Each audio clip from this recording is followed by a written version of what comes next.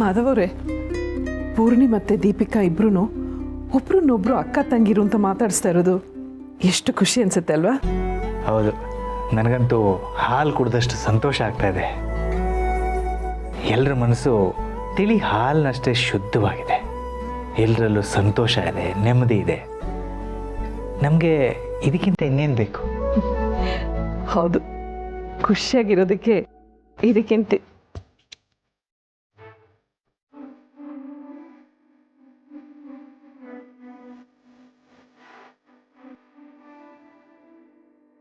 ಓಹ್, ನಾನು ನಿಮ್ಮ ಜೊತೆ ಮಾತಾಡ್ತಿರ್ಲಿಲ್ಲ ಅಲ್ವಾ?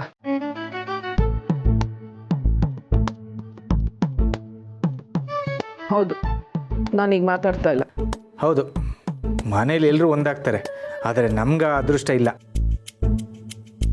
ಎಷ್ಟು ಸಾಧಿಸ್ತಿರೋ ಸಾಧಿಸಿ, ನಾನಂತೂ ಸೋಲಲ್ಲ. ಹಾಗಾದರೆ ನೀವು ನನ್ನನ್ನು ಮಾತಾಡ್ಸೋದೇ ಇಲ್ವಾ? ಇಲ್ಲ, ಮಾತಾಡ್ಸಲ್ಲ. ಎಷ್ಟು ಸತಾಯಿಸ್ತೀರ ಅಲ್ವಾ? ಇರಲಿ ಬಿಡಿ, ಮಾತಾಡಿಸ್ಬೇಡಿ. ನೀವೇ ನನ್ನನ್ನು ಮಾತಾಡ್ಸಲ್ಲ ಅಂದಮೇಲೆ ನಾನು ಇಲ್ಲಿದ್ದೇನು ಪ್ರಯೋಜನ? ನಾನು ಈ ಮನೆಗೆ ಬಂದಿದ್ದೆ ನಿಮಗೋಸ್ಕರ. ನೀವೇ ನನ್ನ ಜೊತೆ ಮಾತಾಡಲ್ಲ ಅಂದಮೇಲೆ ನಾನು ಯಾಕೆ ಈ ಮನೇಲಿ ಇರಬೇಕು? ನಾನು ಹೊರಡ್ತೀನಿ.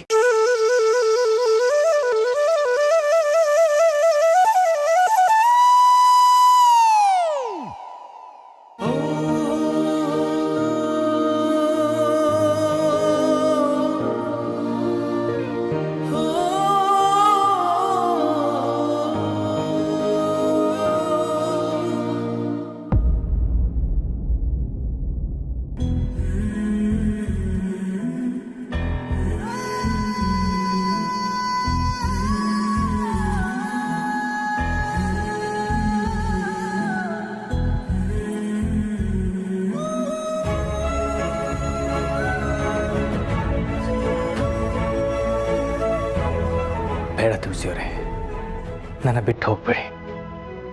ನೀವು ತಮಾಷೆಗೆ ಆ ಮಾತು ಹೇಳಿದ್ರು ನನಗೆ ತಡ್ಕೊಳಕ್ಕಾಗೋದಿಲ್ಲ.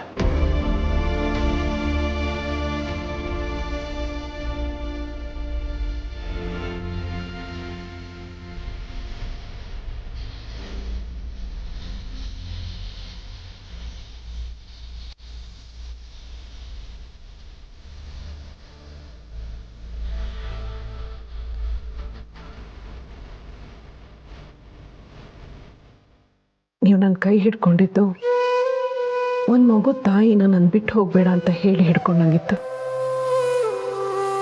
ನಿಮ್ಮನ್ನು ಬಿಟ್ಟು ನಾನು ಎಲ್ಲಿಗೆ ಹೋಗ್ತೀನಿ ಮಾಧವ್ ಅವರೇ? ಇನ್ಮೇಲೆ ತಮಾಷೆಗೂ ನಿಮಗೆ ಬೇಜಾರು ಮಾಡೋದಿಲ್ಲ. ನೀವು ಹೀಗೆಲ್ಲ ಆಡ್ತಾ ಇದ್ದಿದ್ದು ಕೂಡ ಪುಟ್ಟ ಮಗು ಅಮ್ಮನ ಜೊತೆ ಹಠ ಮಾಡ್ತಾ ಇದೆಯೇನೋ ಅನ್ನೋ ಹಾಗಿತ್ತು. ತಾಯಿ ಹೃದಯ ಇರೋರ ಮುಂದೆ ಎಲ್ರಿಗೂ ಮಗು ಆಗಿಬಿಡ್ಬೇಕು ಅಂತಲೇ ಅನಿಸೋದು. ತುಳಸಿಯವರೇ, ನನಗೆ ಅಮ್ಮನೂ ನೀವೇ, ಹೆಂಡ್ತಿನೂ ನೀವೇ, ಸ್ನೇಹಿತನೂ ನೀವೇ. ಎಲ್ಲರನ್ನೂ ನಾನು ನಿಮ್ಮಲ್ಲೇ ಕಾಣ್ತೀನಿ.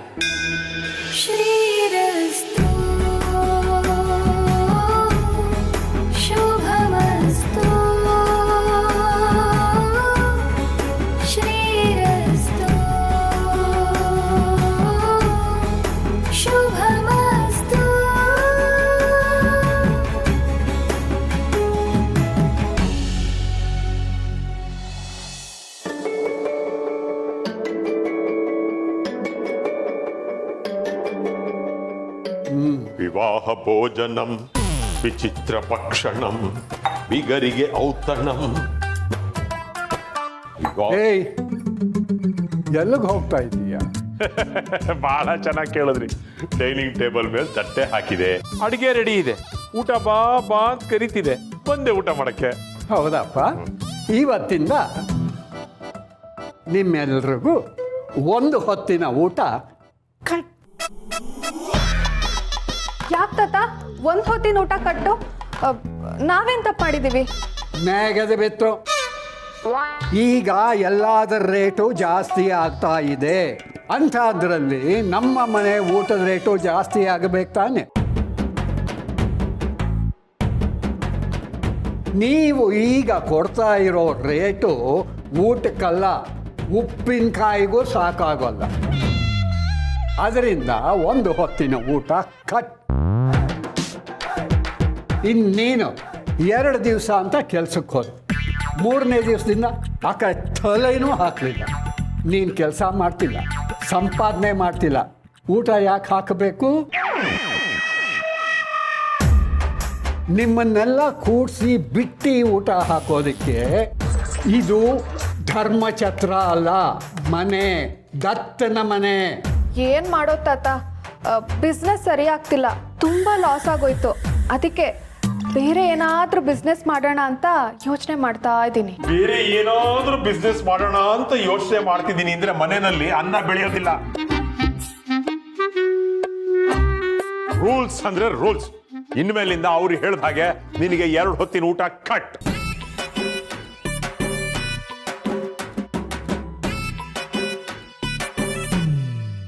ನೀನೇನೆ ಮುಖ ನೋಡ್ತಾ ಇದೀಯಾ? ಬಡಿಸೋ.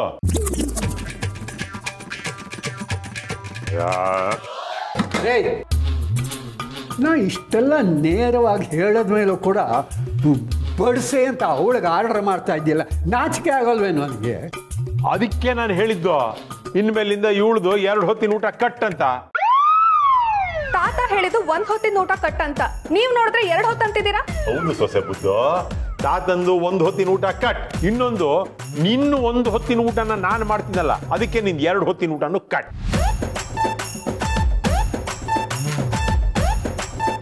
ಈಗೇನ್ ಸ್ವಾಮಿ, ನಿಮಗೆ 3 ಹೊತ್ತಿನ ಊಟ ಕಟ್ ಆಗಬೇಕು ಅಷ್ಟೇ ತಾನೆ? ಇವಳ್ದು ಮಧ್ಯಾಹ್ನದ್ದು ರಾತ್ರಿದು ಊಟ ಕಟ್, ಅವಂದು ರಾತ್ರಿ ಊಟ ಕಟ್. ಹಾಗಾಗಿ ಎಲ್ಲ ನಾನು ಹೊಟ್ಟೆ ತುಂಬ ಊಟ ಮಾಡ್ತೀನಿ ಅಷ್ಟೇ.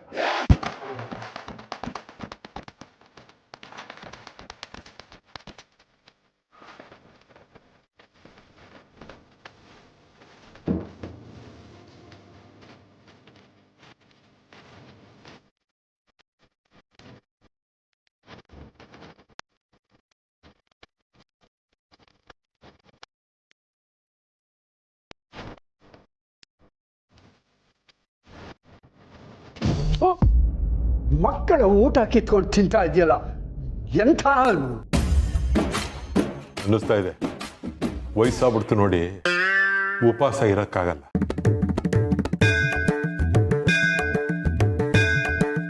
ಹೊಟ್ಟೆ ಅಷ್ಟೇ. ನೀವು ಊಟ ಮಾಡಿ ಪಾಪ ಕೂತ್ಕೊಂಡು. ತಾತ ಊಟ ಮಾಡಿ ತಾತ. ಇಷ್ಟು ರುಚಿಯಾದ ಊಟ ಮಾಡಕ್ಕೂ ಪುಣ್ಯ ಮಾಡಿರ್ಬೇಕು. ಪ್ರಸಾದ್, ಸಂಧ್ಯಾ, ನೀವು ಕೂತ್ಕೊಂಡು ಊಟ ಮಾಡಿ, ಇದನ್ನೆಲ್ಲ ನಾಳೆ ನೋಡ್ಕೊಳ್ಳೋಣ.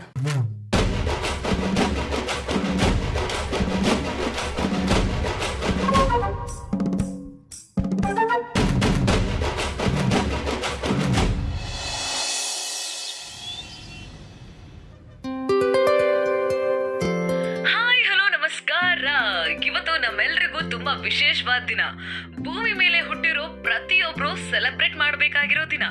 ತಾಯಿಯೇ ದೇವರು ಅಂತಾರೆ, ತಾಯಿಯೇ ಮೊದಲೇ ಗುರು ಅಂತಾರೆ. ಅಂತ ತಾಯಿಗೆ ವಿಶ್ ಮಾಡಿ, ಹಾರೈಸಿ, ಅವ್ರಿಗೊಂದು ಪುಟ್ಟ ಗಿಫ್ಟ್ ಕೊಟ್ಟು ಅವರನ್ನ ತುಂಬಾ ಸಂತೋಷವಾಗಿ ಇಟ್ಕೊಳ್ಳುವಂತ ದಿನ. ನಿಮ್ಮೆಲ್ರಿಗೂ ತಾಯಂದ್ರ ದಿನದ ಶುಭಾಶಯಗಳು. Happy mother's day.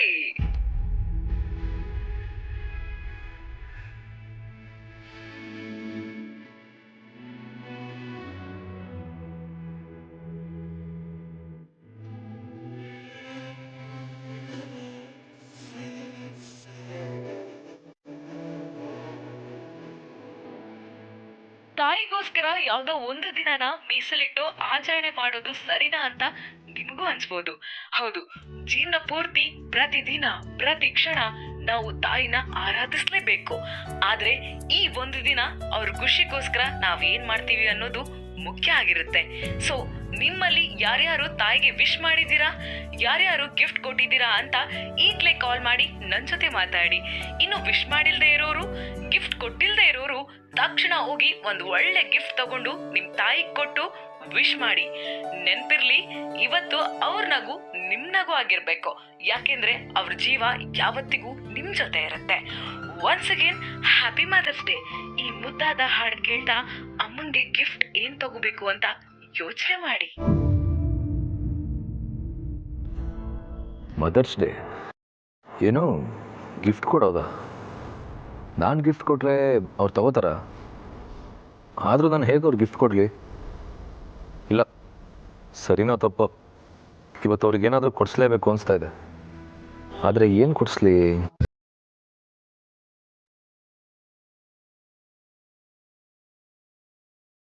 ದುಡ್ಡು ಇಷ್ಟೇ ಇದೆ, ಇದರಲ್ಲಿ ಏನು ತಗೋಬೋದು?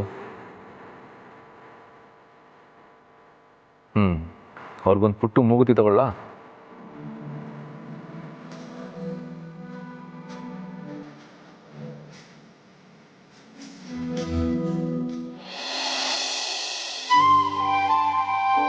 ಅಮ್ಮ, ನಿಮ್ಗೊಂದು ಸರ್ಪ್ರೈಸ್ ಇದೆ, ನನ್ನ ಜೊತೆ ಬನ್ನಿ.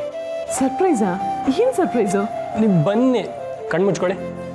ಅಲ್ಲ ಅವಿ. ಕಣ್ಣು ಮುಚ್ಕೊಳ್ಳಿ. ಅಯ್ಯೋ ಅವಿ, ಬನ್ನಿ.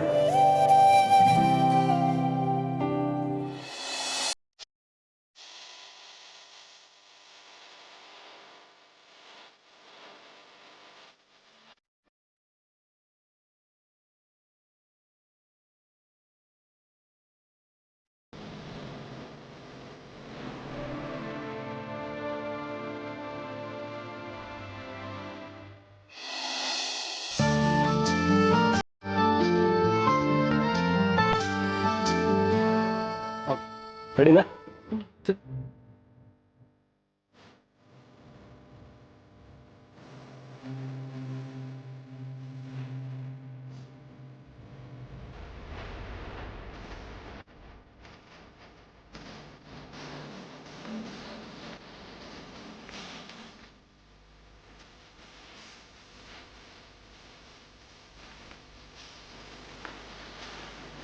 ಹ್ಯಾಪಿ ಮದರ್ಸ್ ಡೇ ಅಮ್ಮ.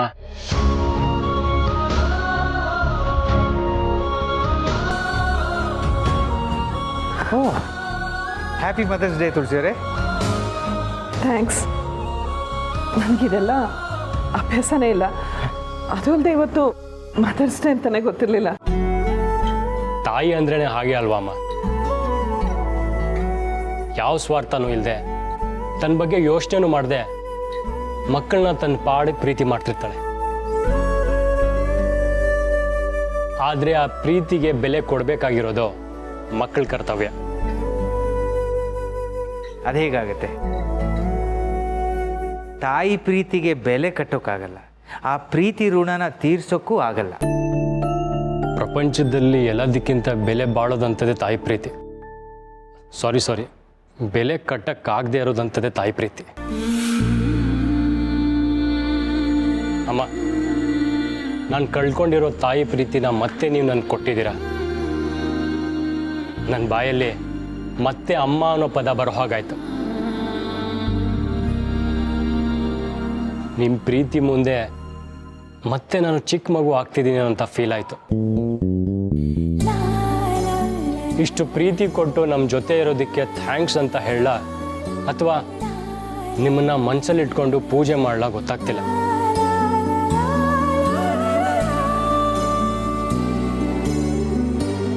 ಇದು ಯಾವುದರಿಂದನೂ ನನ್ನ ಪ್ರೀತಿ ಹೇಳ್ಕೊಳಕ್ಕಾಗ್ತಿಲ್ಲ. ಸದ್ಯಕ್ಕೆ ಈ ಕೇಕ್ ಕಟ್ ಮಾಡಿ ನಿಮಗೆ ತಿನ್ನಿಸಿ ಈ ಖುಷಿನ ಹಂಚ್ಕೋಬೋದಷ್ಟೆ. ಅಮ್ಮ ಮಕ್ಕಳ ಪ್ರೀತಿ ಅಂದ್ರೇ ಹಾಗೆ ಅವಿ. ಬಾಯಿ ಮಾತಲ್ಲಿ ಹೇಳೋಕ್ಕೂ ಆಗಲ್ಲ, ಅದು ತೋರಿಸ್ಕೊಳಕ್ಕೂ ಆಗಲ್ಲ. ನೀನು ಹೇಳ್ದಾಗೆ ಸಿಹಿಯಾದ ಪ್ರೀತಿನ ಸಿಹಿ ತಿಂತ ಹಂಚ್ಕೋಬೋದಷ್ಟೆ. Wow, that's great. ಇನ್ನೂ ತಡ ಯಾಕೆ? ಕೇಕ್ ಕಟ್ ಮಾಡ್ಬೋದಲ್ಲ? Once again happy mother's day. Thanks.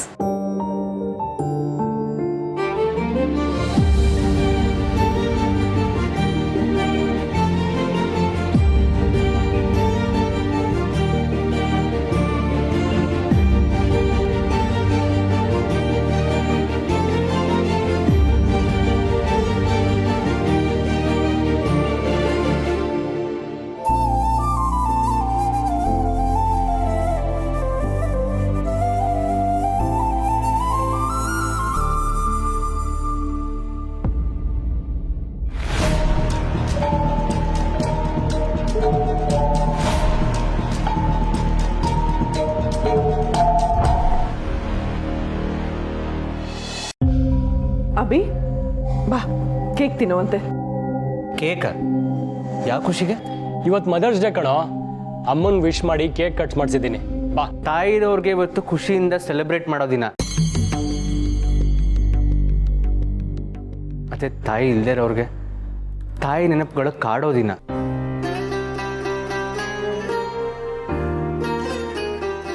ನಮ್ಮ ಅಮ್ಮ ಇದ್ದಿದ್ರೆ ನಾನು ಇವತ್ತು ಮದರ್ಸ್ ಡೇಗೆ ವಿಶ್ ಮಾಡ್ತಿದ್ದೆ. ಆದರೆ ಇವ್ರು ನನಗೆ ತಾಯಿನೂ ಅಲ್ಲ, ನಾನು ಇವ್ರಿಗೆ ಮಗನೂ ಅಲ್ಲ. ಅಭಿ, ತಾಯಿ ಆಗೋಕೆ ಹೆರಬೇಕಾಗಿಲ್ಲ.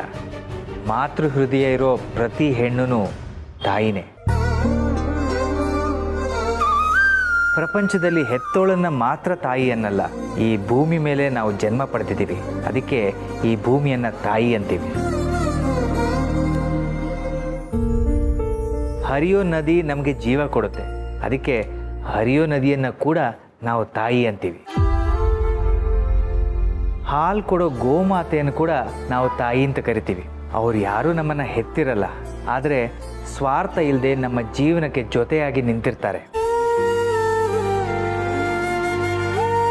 ಹೆಣ್ಣನ್ನು ಗೌರವಿಸುವ ಪ್ರತಿಯೊಬ್ಬರು ಇವತ್ತಿನ ದಿನವನ್ನು ಸೆಲೆಬ್ರೇಟ್ ಮಾಡಬೇಕು.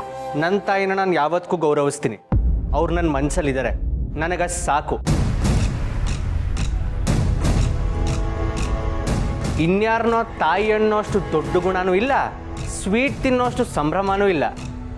ನೀವು ತಿಂದಿದ್ದೀರಲ್ಲ, ತಿನ್ನಿಸಿ.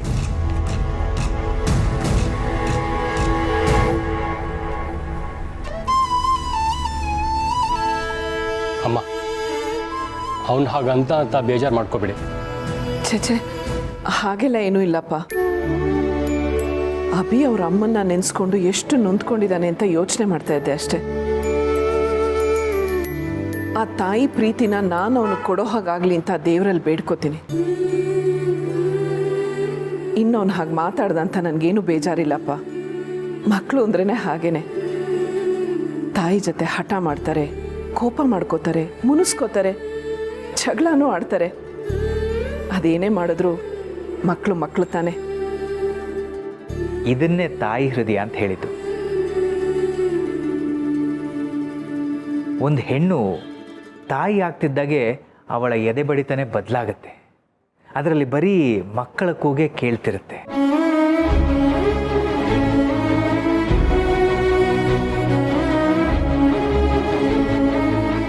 ಅಮ್ಮ, ಏನವಿ ಇದೆಲ್ಲ? ಈ ಮಗನಿಂದ ಅಮ್ಮನಿಗೆ ಒಂದು ಸಣ್ಣ ಗಿಫ್ಟ್, ನೀವು ಇದನ್ನು ತಗೊಳ್ಳೇಬೇಕು.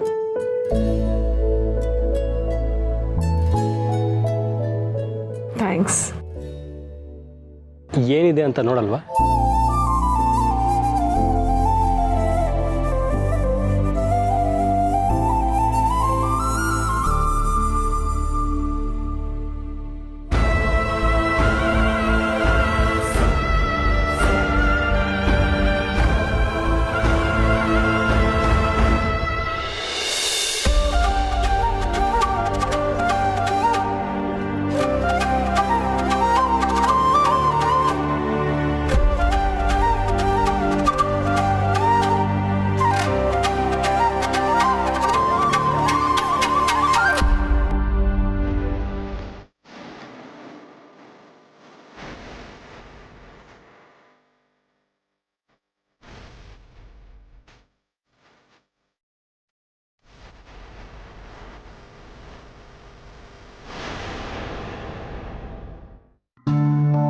ಅಯ್ಯೋ ಅವಿ, ಇಷ್ಟು ಕಾಸ್ಟ್ಲಿ ಗಿಫ್ಟ್ ನನಗೆ ಯಾಕವಿ? ಅಮ್ಮ, ಇದು ನಿಮಗೆ ಚೆನ್ನಾಗಿ ಕಾಣುತ್ತೆ ಅನಿಸ್ತು, ಅದಕ್ಕೆ ತೊಗೊಂಡೆ. ಇದು ತೊಗೊಳ್ಳೋವಾಗ ನಾನು ದುಡ್ಡಿನ ಬಗ್ಗೆ ಯೋಚನೆ ಮಾಡಿಲ್ಲ. ಒಂದು ವೇಳೆ ಇದು ಕಮ್ಮಿ ದುಡ್ಡು ಆಗಿದ್ದಿದ್ರು ತಗೋತಿದ್ದೆ, ಜಾಸ್ತಿ ದುಡ್ಡು ಆಗಿದ್ದಿದ್ರು ತಗೋತಿದ್ದೆ.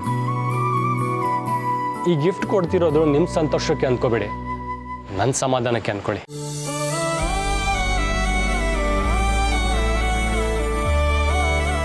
ಇಲ್ಲಪ್ಪ, ನನಗೆ ತುಂಬ ಸಂತೋಷ ಆಯಿತು. ತುಂಬ ಚೆನ್ನಾಗಿದೆ. ಥ್ಯಾಂಕ್ಸ್.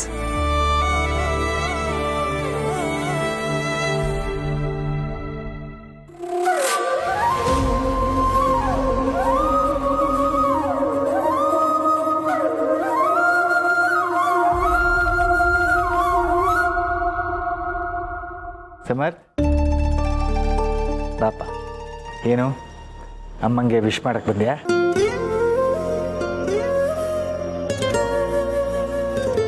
ಸಮರ್ಥ್, ಅಮ್ಮನ ಗಿಫ್ಟ್ ತಂದಿದ್ಯಾ? ಮತ್ತೆ ಕೊಡು ಬಾ, ಯಾಕೆ ಅಲ್ಲೇ ನಿಂತ್ಬಿಟ್ಟೆ? ದೊಡ್ಡ ಮನೆಯವ್ರಿಗೆ, ದೊಡ್ಡ ಮನುಷ್ಯರಿಗೆ ಗಿಫ್ಟ್ ಕೊಡೋಕ್ಕೆ ನಮ್ಮ ಕೈಲಿಂದ ಎಲ್ಲಿ ಸಾಧ್ಯ ಆಗುತ್ತೆ? ನಾನು ಅವ್ರಿಗೆ ವಿಶ್ ಮಾಡೋಕ್ಕಾಗಲಿ ಗಿಫ್ಟ್ ಕೊಡೋಕ್ಕಾಗಲಿ ಅವ್ರು ನನಗೆ ಅಮ್ಮನೂ ಅಲ್ಲ, ನಾನು ಅವ್ರ ಮಗನೂ ಅಲ್ಲ. ಆ ಸಂಬಂಧದಿಂದ ನಾನು ತುಂಬ ದೂರ ಬಂದಾಗಿದೆ.